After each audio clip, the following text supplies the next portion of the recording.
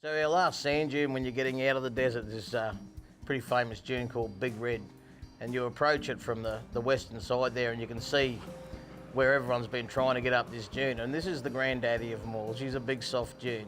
We're towing trailers, so you're not going to get them over the top of this thing on any of the hard tracks, but there's a track on one side, it's referred to as the chicken track. Well, there's nothing about being chicken when you're towing a trailer. You just want to get to the top and get into Birdsville. You know, Big Red, it's famous for a reason. It's an absolute monster. It's the easternmost dune in the Simpson Desert, and it's 50 metres high. It's absolutely huge. You know, there's a reason you can buy shirts that say, "I conquered Big Red." Go baby go, go baby go. Come on! Because it's a big deal, and to do it with a trailer is even better. So I've come up the right hand side, parked up the top, looked down at the guys. They look like absolute matchbox cars down there in the valley, and it was a real buzz.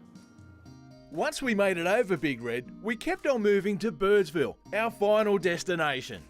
Rolling into Birdsville, I'll tell you what, it doesn't get much better than that after having spent a fair bit of time out in the bush, or in our case in the desert. You know, you've got the bakery over there, you've got the pub right here. Doesn't get much better than that.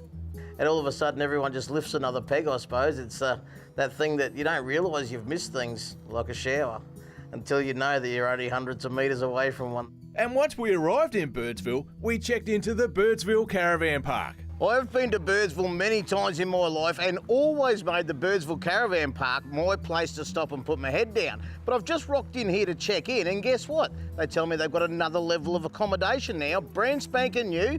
Put me in there for the night. I want to go and check it out. Something new in Birdsville that wasn't here when I was here last is something called the Lodge. Now, this is accommodation that's been built specifically for things like the races and the Big Red Bash. It houses 78 people. There's a massive camp kitchen in there. And, you know, when it comes to accoms in the bush, this is 5-star stuff.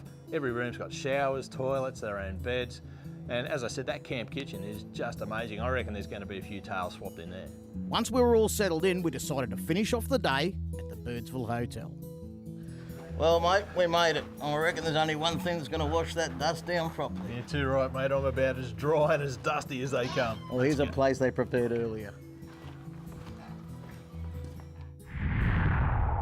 Well, that brings us to the end of our 3-part series that's taken us from Maree right here to the Birdsville Hotel. And it's all been thanks to our good mates at Windsor Caravans, Oricom and Market Direct Campers. And of course, thanks to our mates Cookie and Alicia.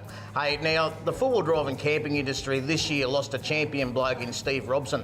And this trip's been pretty special to us because we got to tow a camper trailer across the Simpson Desert that was named in his honour.